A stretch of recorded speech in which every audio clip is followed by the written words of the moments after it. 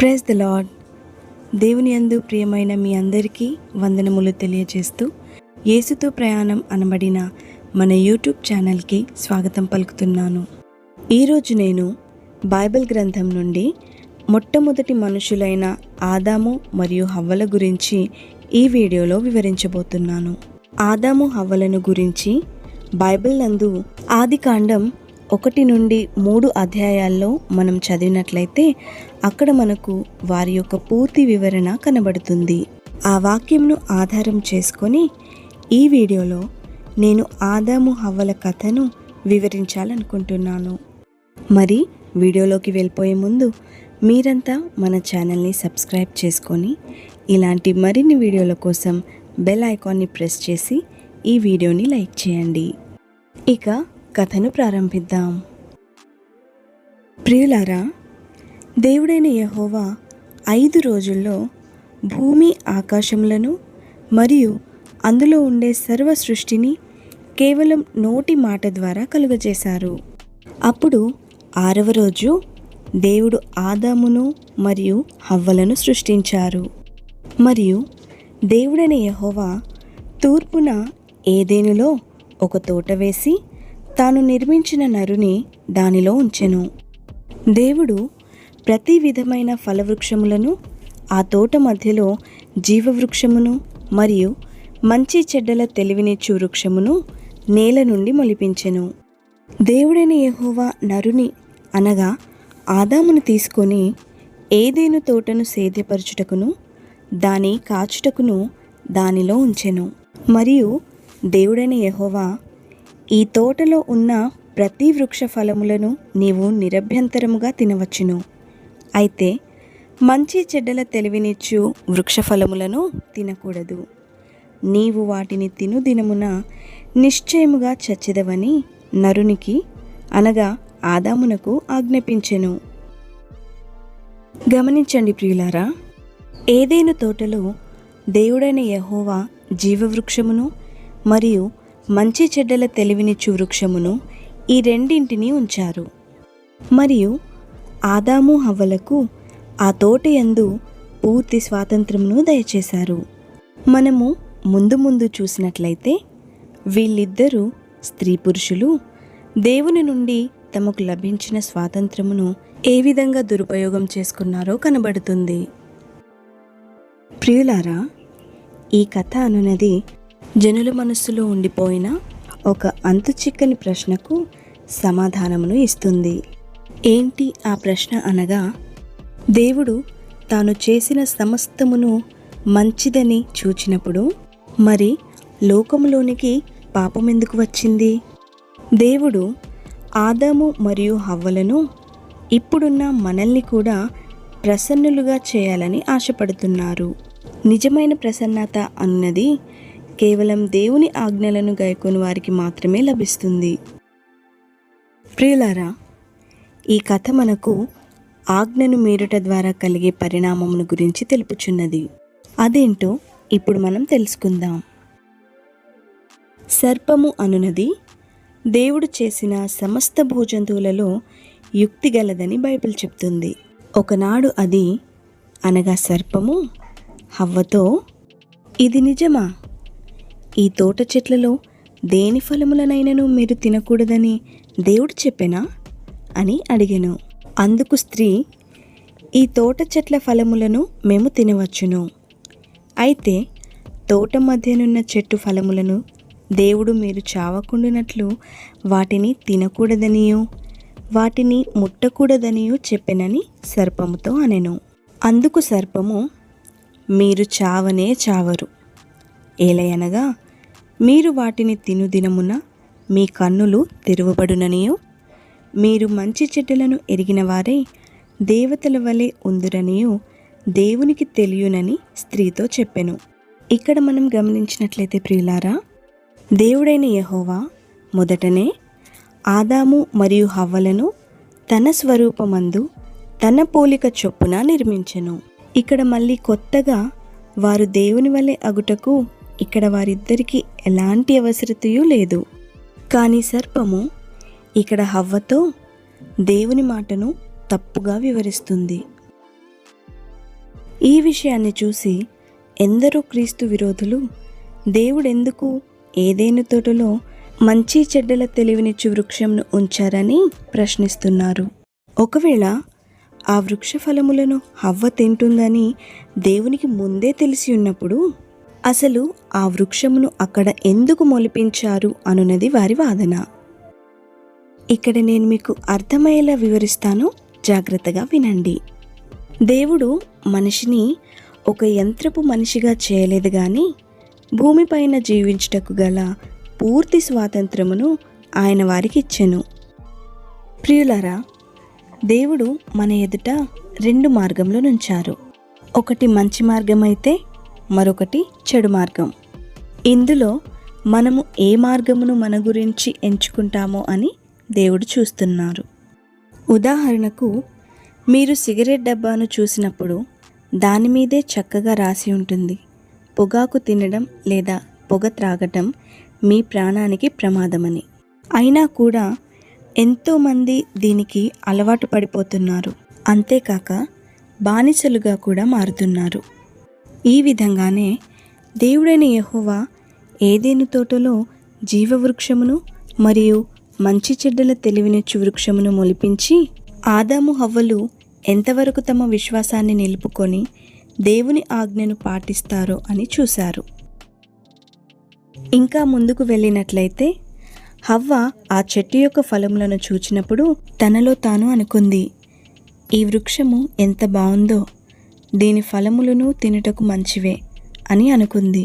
తెలివిమంతులు అగుటకు ఎంత బాగుంటుందనుకొని వృక్షము నుండి కొన్ని ఫలములను తీసుకొని తిన్నది.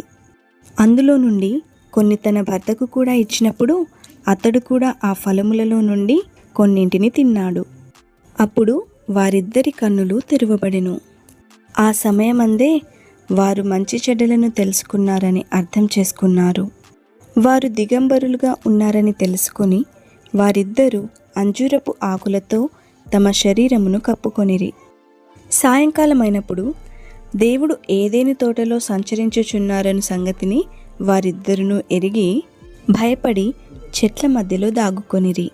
కానీ దేవుడైన యెహోవా ఆదామును తన పేరు పెట్టి పిలిచి, ఆదామా, నువ్వెక్కడున్నావు అని అడిగారు. అప్పుడు ఆదాము, తోటలోనికి నీవు వచ్చియుండుటను నేను విని నీకు భయపడి నేను దిగంబరిగా ఉన్నందుకు దాగియుంటిని అని అన్నాడు. అప్పుడు దేవుడు, నీవు దిగంబరిగా ఉన్నావని నీతో చెప్పింది ఎవరు? నేను నీతో తినకూడదని చెప్పిన ఫలములను నువ్వు తిన్నావా అని అడిగారు. అప్పుడు ఆదాము, నాతో ఉండుటకు నీవు నాకిచ్చిన ఈ స్త్రీయే ఈ వృక్ష ఫలములు కొన్ని నాకియగా నేను తింటిననెను. అప్పుడు దేవుడైన యెహోవా స్త్రీతో, నీవు చేసినది ఏమిటని అడుగగా స్త్రీ, సర్పము నన్ను మోసపుచ్చినందున నేను తింటిననెను. అందుకు దేవుడైన యెహోవా సర్పముతో, నీవు దీని చేసినందున పశువులన్నింటిలోనూ భూజంతువులన్నింటిలోనూ నీవు శపింపబడిన దానివై నీ కడుపుతో ప్రాకుచు నీవు బ్రతుకు దినములన్నీ మన్ను తిందువు. మరియు నీకును స్త్రీకిని నీ సంతానమునకును స్త్రీ సంతానమునకును వైరము కలుగజేసెదను. అది నిన్ను తల మీద కొట్టును, నీవు దానిని మడిమె మీద కొట్టెదవని చెప్పెను. ఆయన స్త్రీతో, నీ ప్రయాసమును నీ గర్భవేదనను నేను మిక్కిలి హెచ్చించెదను. వేదనతో పిల్లలను కందువు. నీ భర్త ఎడల నీకు వాంఛ కలుగును, అతడు నిన్ను ఏలునని చెప్పెను. ఆయన ఆదాముతో, నీవు నీ భార్య మాట విని తినవద్దని నేను నీకాజ్ఞాపించిన వృక్షఫలములు తింటివి గనుక నీ నిమిత్తమే నేల శపింపబడి ఉన్నది. ప్రయాసముతోనే నీవు బ్రతుకు దినములన్నీ దాని పంట తిందువు. అది ముళ్ళ తుప్పలను గచ్చపొదలను నీకు మొలిపించును. పొలములోని పంట తిందువు. నీవు నేలను తిరిగి చేరు వరకు నీ ముఖము చెమట కార్చి ఆహారము తిందువు.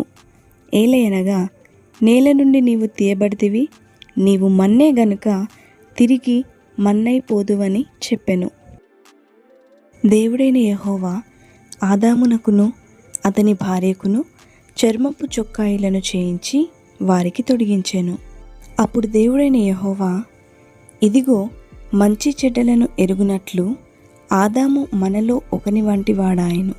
కాబట్టి అతడు ఒకవేళ తన చేయి చాచి జీవవృక్ష ఫలమును కూడా తీసుకొని తిని నిరంతరము జీవించునేమో అని దేవుడైన యెహోవా అతడు ఏ నేల నుండి తీయబడెనో దాన్ని సేద్యపరచుటకు ఏదెను తోటలో నుండి అతనిని పంపివేశెను. అప్పుడు ఆయన ఆదామును వెళ్ళగొట్టి ఏదెను తోటకు తూర్పు దిక్కున కెరూబులను, జీవవృక్షమునకు పోవు మార్గమును కాచుటకు ఇటు అటు తిరుగుచున్న ఖడ్గజ్వాలను నిలువబెట్టెను. ఇది ఆదాము హవ్వల కథగా మనము చూస్తున్నాము. బైబిల్లో లిఖించబడిన ఈ కథ ద్వారా మనమేమి నేర్చుకోవాలనే ప్రశ్న మీలో కలగవచ్చు. మొదటిగా, దేవుడు తన ప్రజల నుండి ఆజ్ఞలను పాటించే మనసు గలవారిగా ఉండాలని కోరుకుంటున్నారు. దేవుడు తన ప్రజలను ఆజ్ఞకారులుగా ఉండాలని కోరుతున్నారు. మనము మొదటి సాముయేలు గ్రంథం 15వ అధ్యాయం 22వ వచనంలో చూసినట్లయితే, అందుకు సమూయేలు తాను సెలవిచ్చిన ఆజ్ఞను ఒకడు గైకొనుట వలన యెహోవా సంతోషించినట్లు ఒకడు దహన బలులను అర్పించుట వలన ఆయన సంతోషించునా? ఆలోచించుము. బలులు అర్పించుట కంటే ఆజ్ఞను గైకొనుటయు, పొట్టేళ్ల క్రొవ్వు అర్పించుట కంటే మాట వినుటయు శ్రేష్టము. ప్రియులారా, మనం కూడా దేవుని ఆజ్ఞలను గైకొనినట్లయితే దేవుని దీవెనలను సదాకాలము మనతో కూడా ఉంటాయి. కానీ ఒకవేళ మనం దేవుని మాటకు లేదా ఆజ్ఞకు లోబడని వారమైతే గనుక నిత్యమును ఆయన క్రోధము మనతో కూడా ఉండును. రెండవదిగా, మనం ఎప్పుడునూ ఇతరులపైన దోషపూరితమైన మాటలను పలుకకూడదు. అనగా మన తప్పుకి ఇతరులను దోషులని అనకూడదు. ఇందాక మనం నేర్చుకున్న కథలో దేవుడు ఆదామును ప్రశ్నించినప్పుడు అతడు హవ్వను ముందుకు నెట్టి ఈ స్త్రీ వలనే నేను తిన్నానన్నాడు. మరియు దేవుడు హవ్వను ప్రశ్నించినప్పుడు హవ్వ సర్పమును దోషిగా ఎంచింది. ఈ విధంగా వీరిద్దరూ తాము చేసిన తప్పును ఒప్పుకొనక ఎదుటి వారి మీద దోషమును మోపారు. బైబిల్ మనకు నేర్పిస్తుంది. సామెతల గ్రంథం 28వ అధ్యాయం 13వ వచనంలో ఇలా రాసి ఉంది, అతిక్రమమును దాచిపెట్టువాడు వర్ధిల్లడు, వాటిని ఒప్పుకొని విడిచిపెట్టువాడు కనికరము పొందును. చూడండి ప్రియులారా, ఒకవేళ ఆ సమయంలో ఆదాము తన తప్పును ఒప్పుకొని ఉంటే దేవుని నిర్ణయం అతని పట్ల వేరేలా ఉండేదేమో.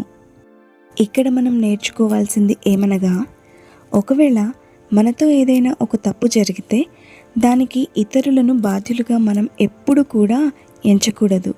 కానీ మన తప్పుని దేవుని ఎదుట ఒప్పుకొని క్షమాపణ కోరుకోవాలి. మన దేవుడు ఎంతో దయగలవారు. ఆయన మన ప్రతి తప్పును క్షమిస్తారు. ప్రియులారా, ఆదాము హవ్వలు చేసిన ఈ పాపము వలన దేవునితో వారికి ఉన్న సంబంధం తెగిపోయింది మరియు వారు దేవుని నుండి దూరమయ్యారు. అదే రీతిగా మనము తప్పు చేసినప్పుడు దేవుని సంబంధం మన నుండి దూరమవుతుంది. ఎందుకనగా మీ అతిక్రమములు మిమ్మల్ని మీ దేవుని నుండి వేరు చేసినవని రాయబడి ఉంది. ప్రియులారా, మీరు దేవునితో మంచి సంబంధమును కలిగి ఉండాలి అనుకుంటే గనక ముందుగా మీరు పాపమునకు దూరంగా ఉండాలి. నేను వివరించిన ఈ కథ యొక్క సంక్షిప్త వివరణ మీ అందరికీ చక్కగా అర్థమైందని ఆశిస్తున్నాను. దేవుడు తన మెండైన దీవెనలతో మిమ్మును దీవించునుగాక. ఈ వీడియో ద్వారా మీరు పొందుకున్న మేలులను ఇతరులు కూడా పొందుకోవాలనే ఆశ మీలో ఉన్నట్లయితే మీ ఆత్మీయులకు, తెలిసిన వారికి ఈ వీడియోని తప్పకుండా షేర్ చేయండి. ఎందుకంటే మన యేసుక్రీస్తు ఆశపడేది కూడా ఇదే. ఆయన ప్రజలందరూ మేలు పొందుకోవాలని మన దేవుడు ఆశిస్తున్నారు. May God bless you.